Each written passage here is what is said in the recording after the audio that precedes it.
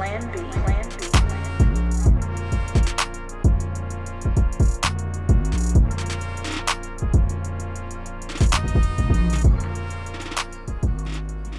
And we were gone for a minute, and we brought it back. The BIA podcast is back.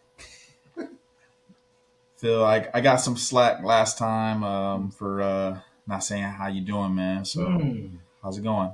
How's the week? How was the week off? Appreciate that. I feel seen, known, and loved. Good week. I actually this past weekend went with the wife on a cabin trip, and so this is how you gotta sometimes, fellas, use your bye weeks, do the things your wife wants to do. And actually, shout out to my wife who chose this weekend to go on a trip on a week when Ohio State was not playing, because that wasn't a barrier for me. So shout out to her. We had a good time. Yeah, nice, man. Shout out to her. I know it's wedding season. I have no weddings to go to, thankfully, especially with this weekend coming up. But the weekend off, just chill. I was able to catch some games in the afternoon, have family time early on. So it was a good deal, man. It was a good deal. Hope the Buckeyes had a good week off as well. Nobody seems like they got in trouble. No injuries. No craziness. Top tier program. Would you say? Absolutely. I mean, remember we used to get those injuries during the bye weeks, so it definitely is actually something you can't take for granted that you could end up hearing about. So you're getting hurt during the bye week. I will say, even though we didn't have a game, we're going to get to this later, but I was absolutely livid on Saturday for a couple reasons. But yeah, we'll get to those things as they unfold. But hey, man, we're in week 5.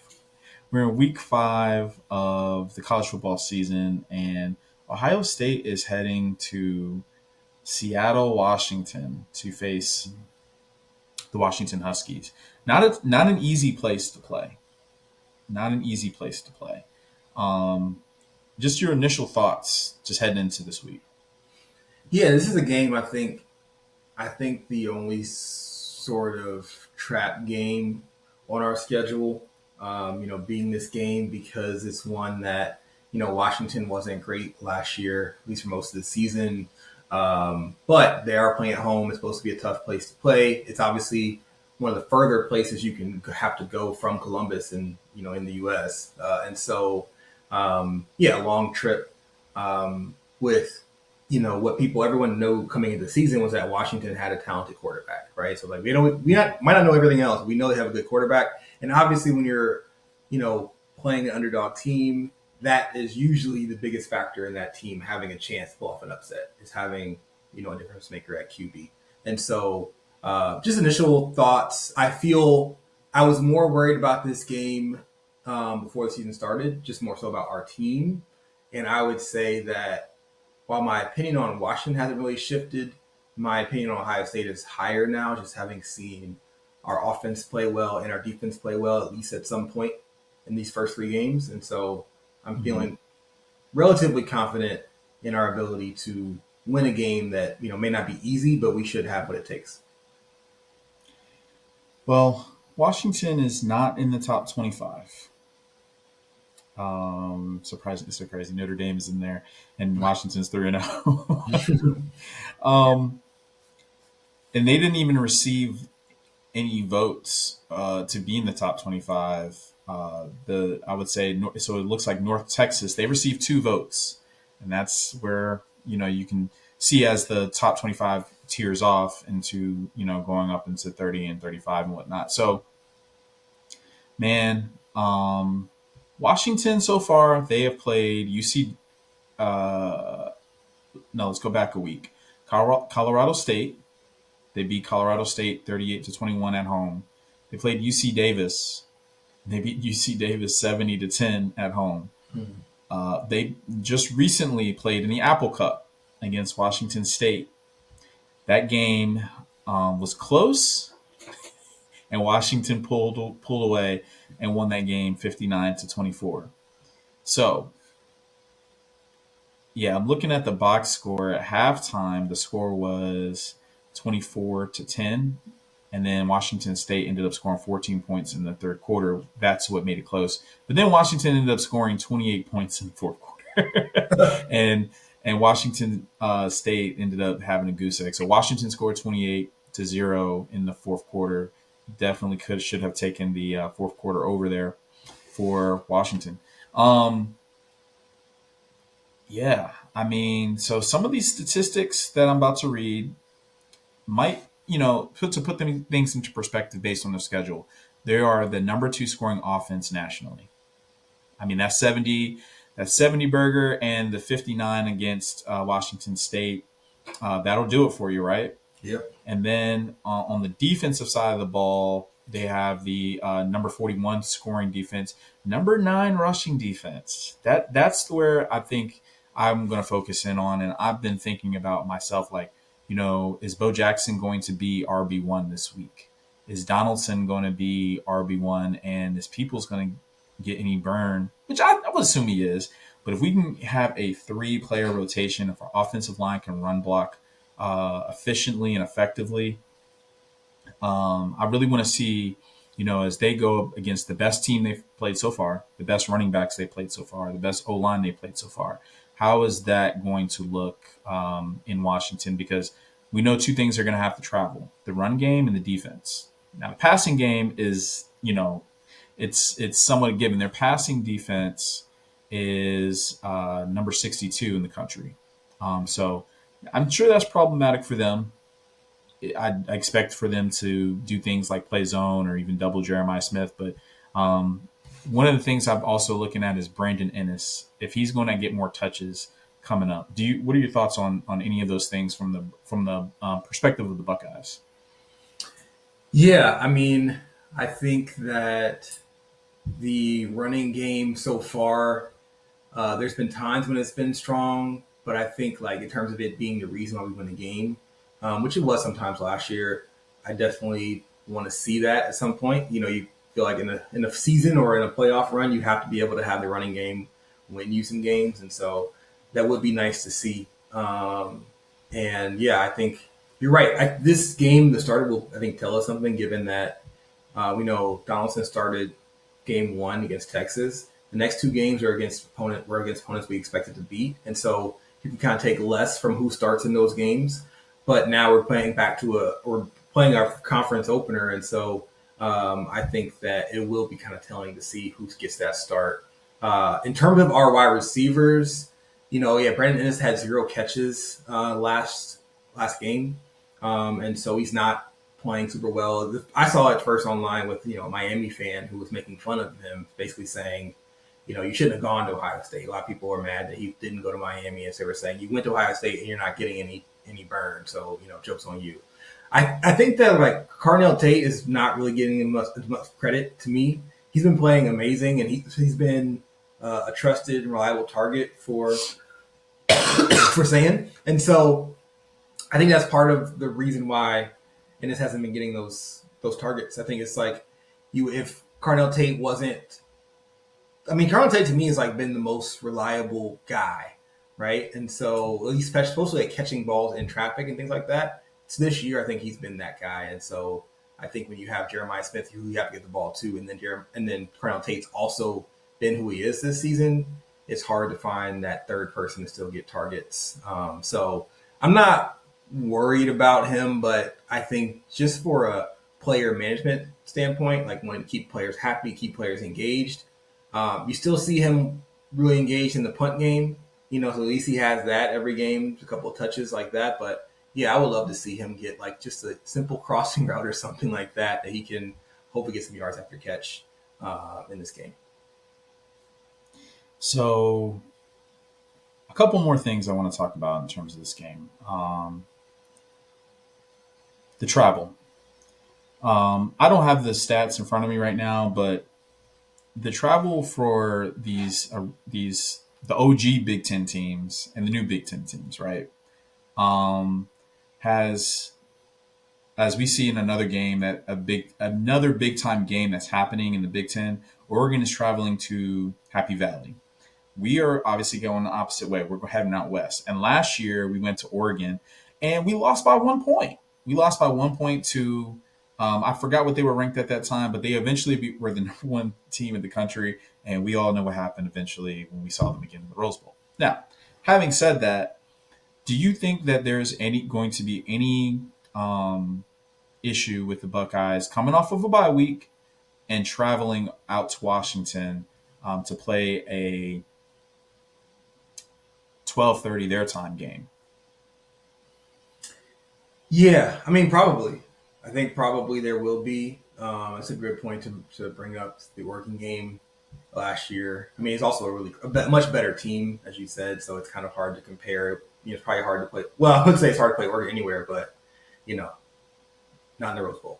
So, but I would say that, yeah, I'm a little bit worried. But to your point earlier, you said like what should travel is running game and defense. I definitely feel confident in our defense being able to maintain if it takes a quarter or a half or offense to kind of get it together, right? So I think you can expect our defense, knock on wood, don't quote me on this, not giving up more than 2 touchdowns in that first half. That's like even if we're down and going into halftime, 3-14 or something like that, in the worst case scenario, that it won't be more than that. And so that's what I feel like I can count on. But I wouldn't be surprised at all if the offense or if a passing game is slow to start the game in Seattle.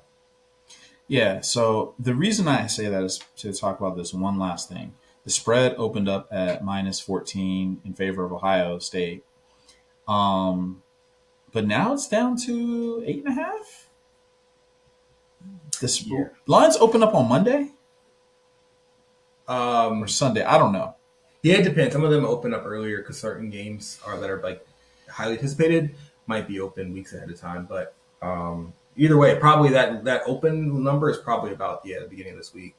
So that's wild. That's a lot of change. That's not normal for those who don't follow betting. Lines do move, but that's a pretty big shift in a week's amount of time. Yeah, and I'm trying to think why. And the only thing I can think of is this travel. That's the first thing that comes to mind. But we don't have any key injury that I know of. That we know of. True. I would say when I see that, I think about Vegas. It's like people think of Vegas cheats, and maybe you're gonna have a point about that later on in this episode. But more than that, like it's in their financial interest to know more than you and I know about Ohio State. Like we love Ohio State, but like they need Ohio State to do what they think they're gonna do in order to like make as much money as possible. So maybe there's a player who is injured or suspended, or there's just something. There's like whispers bye week. Honestly, that's like the kind of thing that happens by week. You don't have to play a game. You have, what I'm saying, you outside, maybe on High Street, doing what kids do. So I would be worried about like some kind of intel, but it could just be that people felt like Washington's underrated. They're an unranked team, so they probably don't have a whole lot of hype. They don't have a whole lot of hype coming into this game, but they haven't lost, and they started looking good at the end of last season. And so maybe folks, sometimes the lines move just because people bet on the other side, and so the line has to move just financially. And maybe people were betting a lot on Washington, just believing that they were underrated. And keep in mind, Ohio State didn't play that well last game. And that's a big factor for people when they're thinking about what was the last time you saw Ohio State play. You saw them play an OU team that is a G5 team, right, who has a pretty good quarterback. And they were very competitive in that first half. Do you think that Washington is better than Ohio University? A lot of people probably do, and they're playing at home. So you can see how you can kind of logically get to the fact that, hey, if OU gave Ohio State a scare at home, in Columbus, why can't Washington give them a scare in Seattle? I can see the logic. And that's why hopefully I'll be making some money on the other side of that. As low as the line goes, I can bet Ohio State and hopefully still make some money. Well, one thing, that we have not seen in a good while is a good dual threat quarterback. Not just a dual threat quarterback, but a good dual threat. Damon Williams Jr. is is a pretty good quarterback. He only had 3 incompletions last game. He threw for 298 for 4 TDs. He ran for 88 yards and a touchdown. Yeah. So remember, this is one of my dark horse Heisman picks, and it was also a pick for a trap game. I think I ranked it number 3. So given that, let's go ahead and go into score predictions. Do they cover the spread, Phil? What's your score prediction? I'll let you go first. Yeah. I think, especially now, given the spread, I think that they have a great opportunity to cover it. I still think it'll be a little bit less scoring just because I think the first half might start off slow for Ohio State. So I am going to go, I'm going to go 38-14. Ohio State winning 38-14. Okay. Well, I'm going to go 52 to 17. Let me tell you why. 50. Yeah. I know it's going to be tough to play there. Don't get me wrong. After looking at this past weekend, I think this is an opportunity for Ohio State to stake a claim nationally. Now, I know that they're going to just go out there and make sure they win the game, but I want to see them pummel Washington. I want to see them pummel an inferior team. I no disrespect to Washington. Maybe it is all disrespect. We always say that, Yes. and I know that was one of the titles to one of our episodes in the past seasons. But heads need to roll, bruh. Like Ohio State, I hope that they don't take their foot off the gas, because there's other teams in the Big Ten who didn't take their foot off the gas when they had the opportunity to do that. Indiana, and they're now being talked about as a playoff team, potential Big Ten championship contender. I just want us to be able to do what we do and travel and let it be known that doesn't matter for our program, that traveling out west doesn't matter for our program. And it's so interesting that we played Oregon last year. We played Washington, I guess the second best new Big Ten team that that has joined the conference in Washington, if you consider them to be the second best. USC might have something to say about that. No, I'm saying USC might have something to say about that. I'm saying if you take the body of work for the past two seasons. Now USC has a good argument because they did win their bowl game, and Washington lost their bowl game, albeit it was a great effort by DeMond Williams. But yeah. So, anyways, I've just been kind of sitting on that, just watching some of the scores this past week and just the performances of the past week, and thinking about that Ohio game and how we played sloppy, but we still won by multiple scores. I just want to see us be able to go on the road and look at maybe they do look at the spread and the fact that it dropped that many points from 14 to 8.5. But I mean, I don't want us to get into any investigations if they're covering spreads or not covering spreads on purpose. But hey, yeah. So I don't know if you've heard about that in the NFL. Have you heard about the fact that there might be an investigation? It was on a game that had to deal with your boys, the Brownies. What in the Packers game? Packers, yeah. What yeah. was So I just saw on Twitter there was like it was the play where Jordan Love is rolling out. They hiked the ball going into the third quarter, from the third quarter going into the fourth quarter. They didn't have to hike it, and he had a big loss. He got sacked, and apparently they said that the NFL is investigating, and also there's a federal investigation. But again, it's Twitter. I mean, I did Google it, and there was something that did come up, but I don't think that there's anything serious. They were probably trying to catch the Browns off guard. Why he didn't throw it away, I don't know. But so the accusations that they were throwing the game because of that play. Because of that play, we had a whole fourth quarter to play. You had a whole fourth quarter to play. I don't see. People just hate on the Browns. Shout out to the Browns. Yeah, that was a good win. People can't accept that the Browns won the game, so they have to think it must be collusion. But there's no collusion. Perfect play, perfect game. Not perfect One of the game, best but it was a games. good game. It was a good game. It was a good game. And y'all, it was good to see y'all win. But let's go ahead and go into another segment here.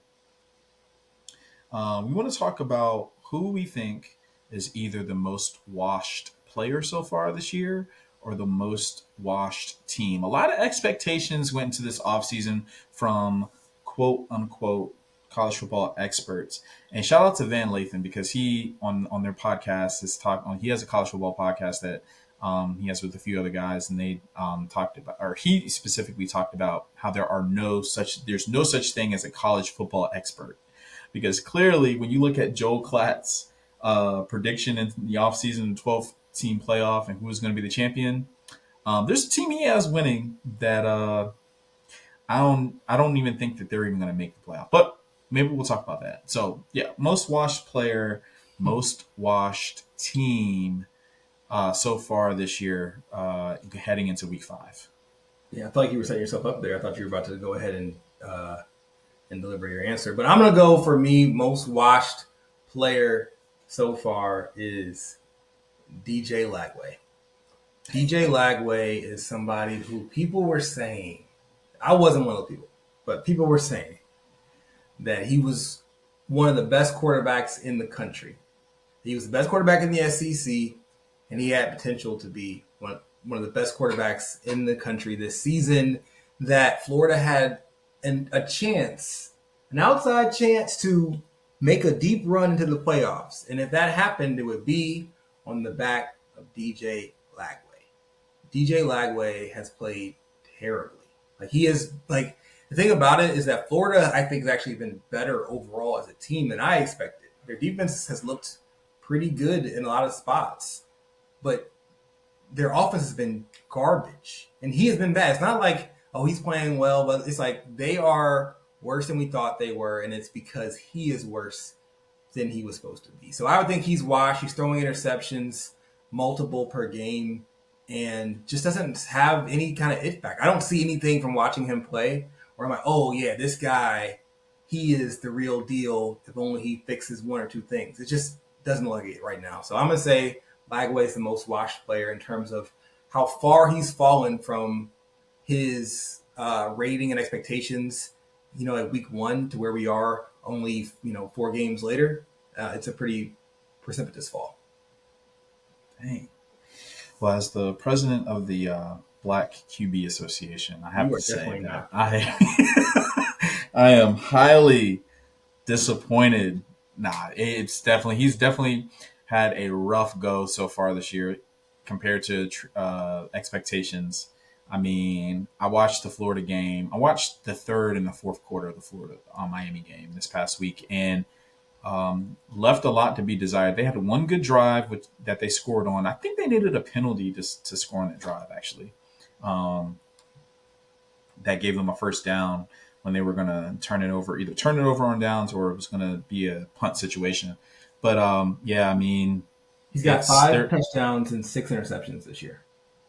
Wow, yeah, that's rough. That's rough. And I mean, Billy Napier and the offensive line is not helping out. I don't know who I forgot. Do they play Texas next, or is that next week? Maybe I think they might be off this week, and that they play Texas next. But I mean, either way, it's going to be a rough go. Yeah, that was my number 1 trap game of the year. I don't know if that's a trap game anymore. Yeah, they play. They don't play Texas until October 4th. So Okay. 2 weeks. They have some rest. But that'll be an interesting game. We'll see if Arch is able to flex on the Gators. Yeah, I saw that. That was interesting. Somebody's definitely going to flex on him. Next time they sack him and hit him hard, he's getting flexed on probably in the next 3 games that he plays. Definitely, he should not have done that, but he's going to learn. My washed team is someone who I alluded to earlier. I think people can kind of already go ahead and foreshadow this. It's the Clemson Tigers. National championship aspirations coming out of Clemson. and on the airwaves in a lot of places in college football. And I was just like scratching my head, like, where? Where? Cade Klubnik is not terrible, but he's playing terrible. But I don't think that he played pretty. I think that he played okay last year. There was one game where they should have lost, but they ended up winning because of a. I'm not going to say miraculous. I'll say a skillful run by Cade Klubnik when they were up in Pittsburgh playing the Panthers. And I mean, it was like you thought that they were going to need to pass their way to a touchdown, and he ran for, I think it was like 40, 50-yard run for a touchdown in the waning seconds of that game. And for some reason, he got crowned. And people were saying, hey, he played a great game against Texas last year in a loss. They were started to come back in a loss. And so this is the guy that y'all are going to say is going to lead Clemson to a national championship. Now, I will say one of the reasons why a lot of people at least have them in the playoffs is because they're in the ACC.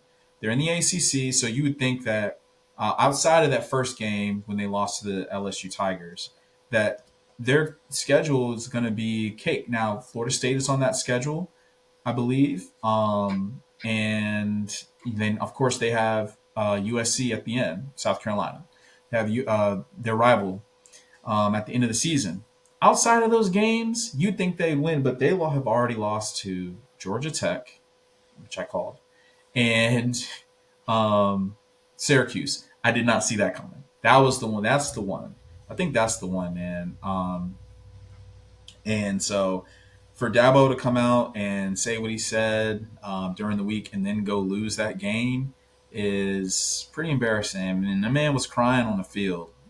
And I don't like laughing at men. I'm not laughing at the fact that he was crying. I don't like. I was toxic masculinity. Toxic masculinity. Dabo, I'm not. It's okay, man. Sometimes you gotta let it out, man. Let it out. Show the world that real men have real feelings. He's gonna get on a radio show and he's like, let me tell you what, that one guy from that BIA podcast, let me tell you, he can come see me. I'm 2 hours from Clemson, so I might go down there and I might take him up on that.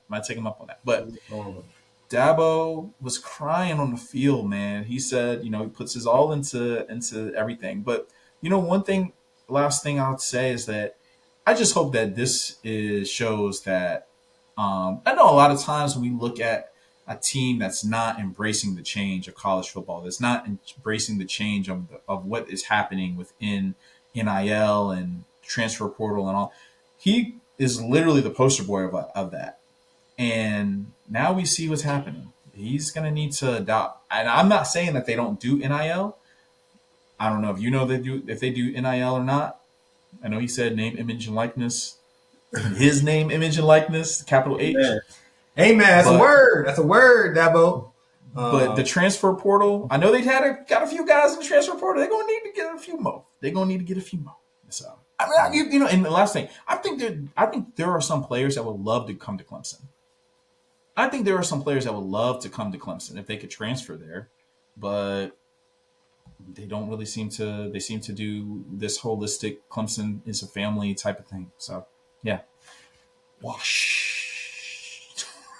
Yeah, they definitely are. It's hard to argue with that. They are looking pretty bad, especially compared to even people who didn't think they were going to win the championship still thought they were going to be a pretty lock for a playoff berth. So,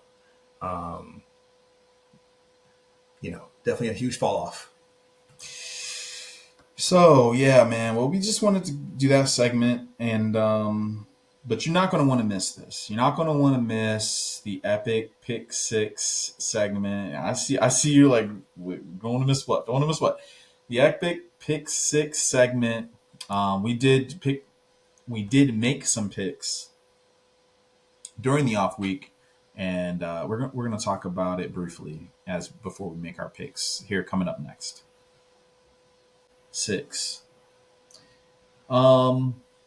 As I mentioned before the brief break, that we did make picks in the off week, but in week 3, Let's start off there.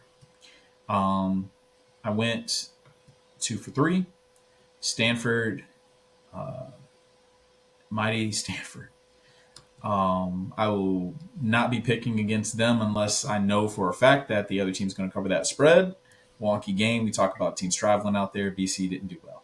Georgia Tech over Clemson. A&M over Notre Dame. I hit my toss-up and my upset. So that gave me 2 points. Yeah, I didn't have any points from week 3. My only win was Georgia over Tennessee, which I felt good about. Some people on this podcast were doubting that, but it pulled through, got me a point. But ended up with no points overall because I lost my lock. I had to go to overtime, but yeah.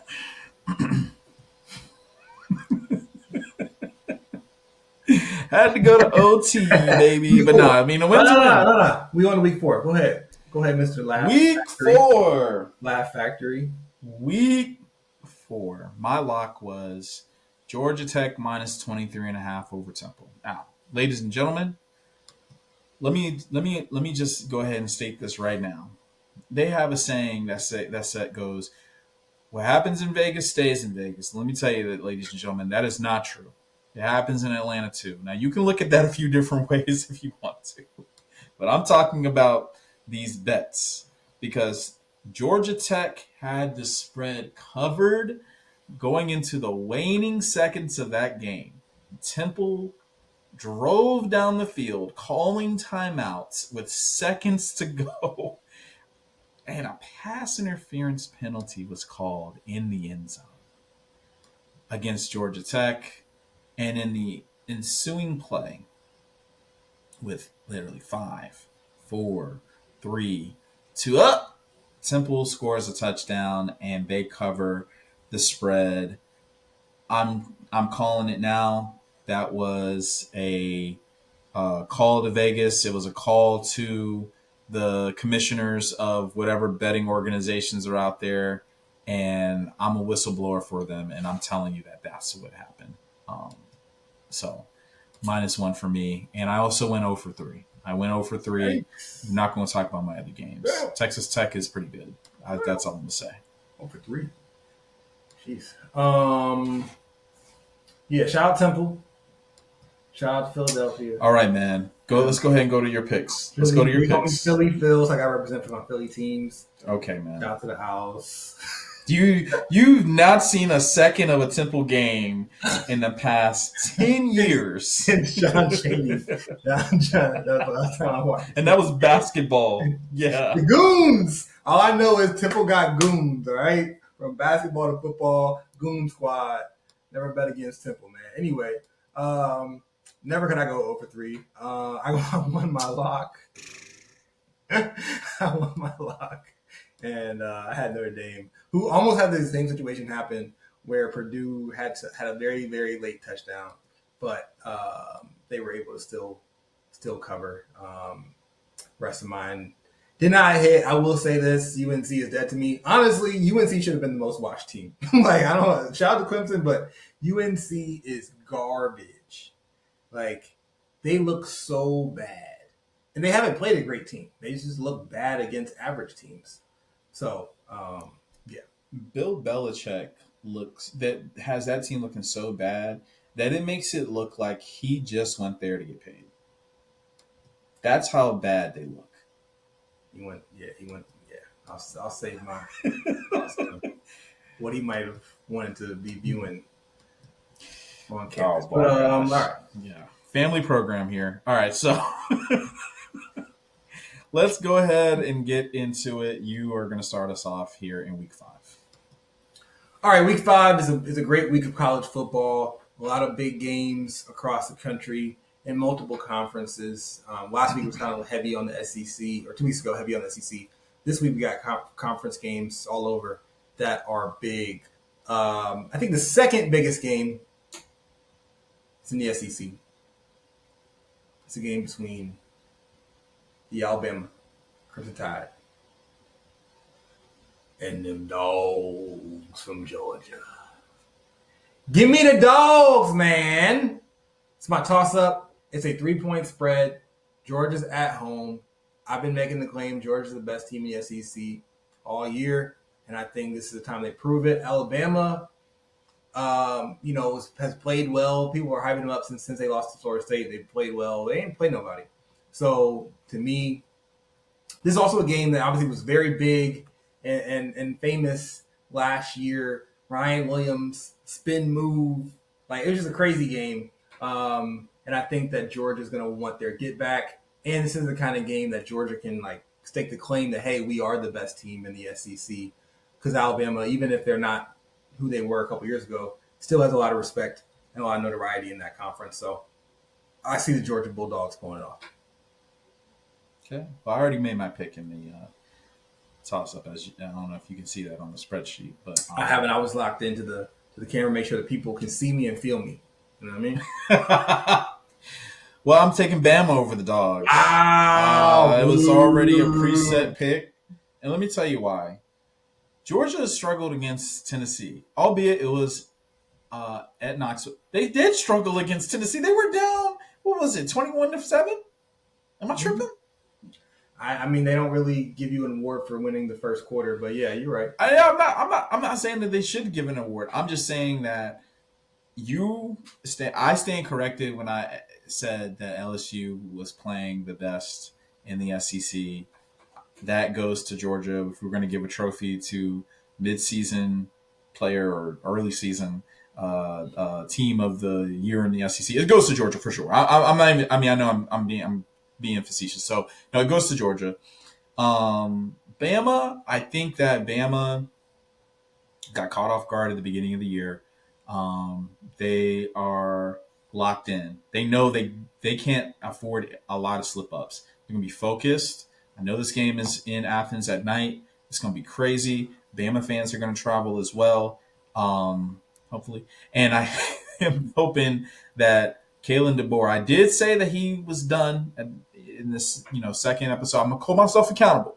Hold myself accountable and say that Kalen DeBoer was done. But you know what? I believe in him again. I believe in him again, and they're gonna get it done here in Athens against Kirby and the Dogs. Let me ask you one question. What makes you believe in Caleb DeBoer and this team again? Is it beating ULM or beating Wisconsin? Which of those games? I think it's the way that they beat Wisconsin. First of all, I think it was the way that they beat Wisconsin with good defense. Wisconsin's offense is terrible, and just also being able to execute on offense. Throwing the ball to the playmakers. I can't remember the other wide receiver's name off the top of my head, but he's playing outstanding so far this season. He played a great game even against Florida State in the loss that they had early at the beginning of the season. So that's what makes me think. Like, I think that their coaching is hopefully going to be better, and them having an off week. They both had an off week, and that's the one thing I'm really excited about. I'm really excited to see both of these teams play head to head, coming off of an off week, and basically going against each other. So that excites me. That's fair. And it's not. I'm not making this question. Just something I feel like I want to say is that they did beat Wisconsin handily. They beat them 38-14, right? But Wisconsin, I watched that game last week. Wisconsin played Maryland, and they lost 27-10, like against Maryland. And they were at home, by the way. They were at Alabama. They were in Wisconsin for that game against Maryland, and they got smoked. They were never in that game. They scored a touchdown to make it 10 points at the very, very end of that game. I know because I lost money on that spread, but they were never in that game against Maryland. So to me, I mean, Alabama is very talented, so they obviously could win this game. I would not be surprised if they win this game. But I think it's like interesting that people are giving Alabama credit for beating ULM by 70, and then Maryland, Wisconsin team that got smoked by Maryland at home, and they had the crowd screaming "Fire Fickle." Like, it's not really that impressive. But I agree that they could win the game, but I just don't think they've really shown us yet why that's the case. But we gotta give credit to Maryland. We gotta give credit to Maryland football. Okay. Okay, you're right. You're gotta right. give the credit to Loxley. Hey, All right, yeah. Black quarterback. You're right. Maryland is the real deal. Exactly. Sleeper for the fourth best team in the Big Ten. Give me the Terps. They have a true freshman, I think. Yeah. Anyways, yes. Yeah, he's from Maryland too. So shout out to Maryland. Shout out to the Terps. Underrated team. Wisconsin is the real deal. They just got beat by the Goliath of the Terrapins. All right, man. What you got next? Where we going? Okay, so I'm gonna have to ask for a favor here, and I feel like you're gonna give it to me after you hear the game. UCLA over Northwestern. I just want to say that if you pick this game, you will be the only person in America watching this game. No one else. These are the two least engaged fan bases, maybe in Power 4 football. But yeah, you can have it, man. Take whatever you want to have it. But you got to promise me you watch this game. You got to find it online, find it on YouTube, find it on meth streams. Hey, all right. Hey, man. Look, he's all right, dog. He's getting into my methods. The FBI is about to be looking at. Hey, if you want to watch this, sir, go ahead. We're not even going to charge you with it. What kind of sicko is risking the federal penitentiary for UCLA versus Northwestern? Okay, what's the I don't even know who's favorite, to be honest. Northwestern's favorite. Northwestern, yeah, it's my upset. It's my upset pick. Okay, so you're picking UCLA. Yes. Okay, and Nico, we trust. No, I'm not saying that. I'm not on the Fernelli guy. Yeah, Fernelli train.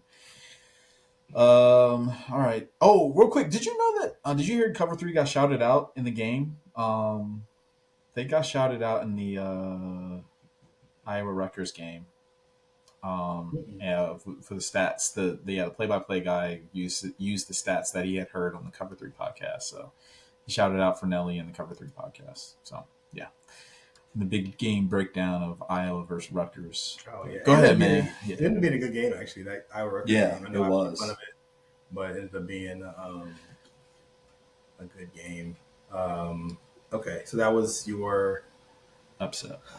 Okay, my app crashed on me, so let me scramble to figure out what I had.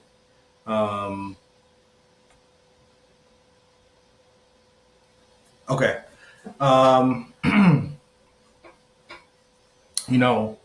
High school I went to, it's called Robert E. Lee High School, named after a Confederate general.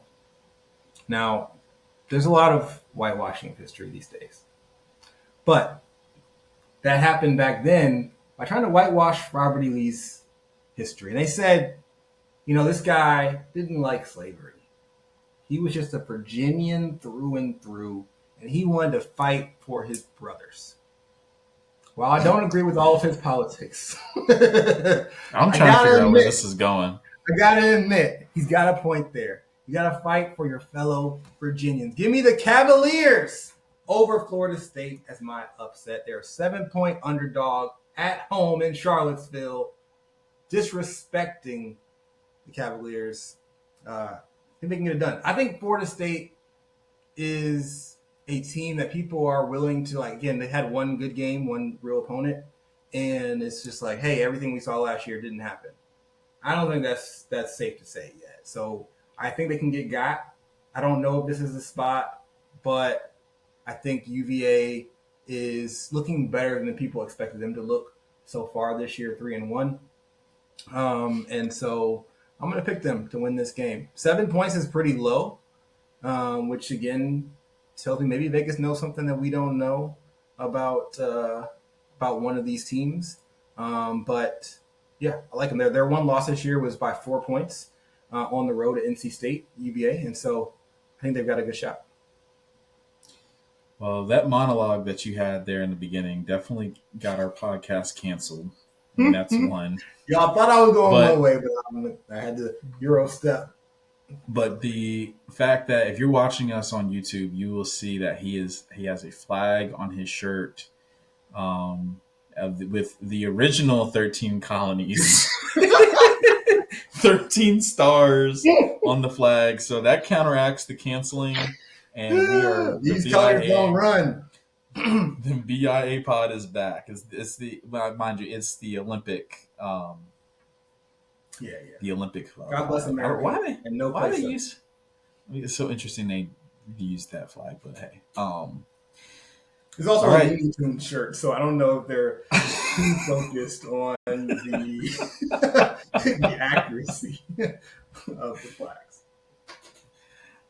All right, so the lock. Go ahead, take us to the lock. Take us home, Phil. Okay. All right. So lock. We didn't do the rules, but the lock. The team who's gonna win and cover their spread. Whew.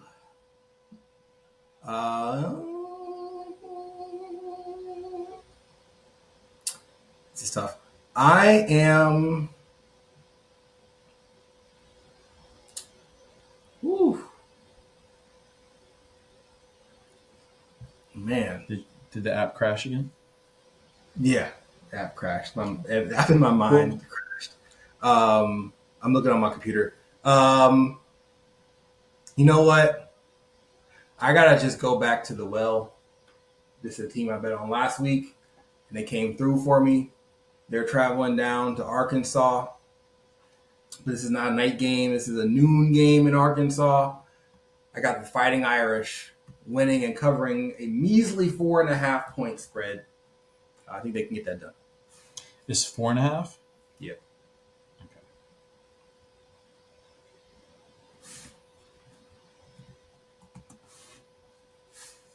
Black coach.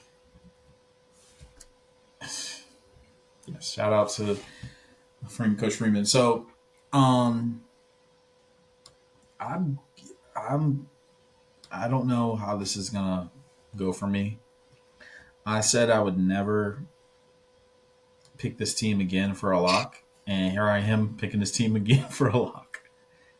I think they're kind of flying under the radar, and this is a winnable game on the road. Give me minus 4.5 over Pitt. Okay. It used to be your most reliable pick on this podcast, picking Louisville.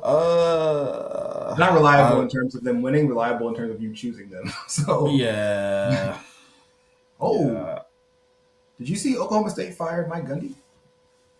Ooh, breaking news on the breaking pod. Breaking news. BIA pods first. You're hearing it here first. Oklahoma State has fired Mike Gundy after they lost to Tulsa, losing to an in-state school that should be beneath you. After having a bye week, after getting smoked by 60 points to Oregon.